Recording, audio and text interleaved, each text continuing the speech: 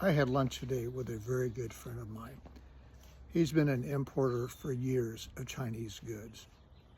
And this is the first time ever he is not able to bring his goods in. And why is that? The 145% increase in the tariff fees. And I'll add, he's a Republican.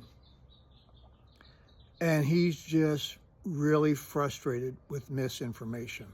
One guy he has no use for is Peter Navarro, and he's glad here recently there's less of Peter Navarro, and he agrees with Elon Musk.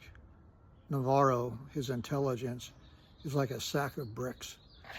And I won't say my buddy's name or the business that he's in, but his frustration is the misinformation that is out there. And he gave a really good information. And he goes, enough of this going on about how we keep getting ripped off as a country. He goes, what's going to end up happening, we are going to be ripping off the American consumer. And again, he gave a good illustration. He says, Craig, let's just imagine you and I have a business. And he goes, we want to bring our goods in. He goes, we pay right there at the dock, or the boat coming across from China, the duty fee, the tariff, tax, call it whatever you want. And we have to do something to try to recoup that. We can just be out the money, but you pay that up front.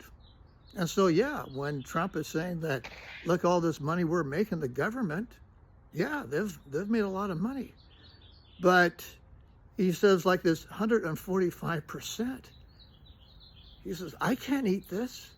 He goes, even if he paid it out, he goes, what am I going to do with this?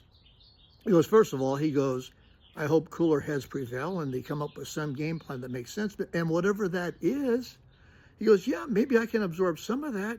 But he goes, ultimately, across the board, in all countries, China being one of them, it's going to be passed on to the consumer. But he said, with this administration, they make it sound like it's going to be Shangri-La. Everything's going to be wonderful. And he goes, it's just very disingenuous to the consumer that all this time that America's been getting taken advantage of. But he goes, right now, we are going to start taking advantage of our own people. Anyhow, think about that, folks.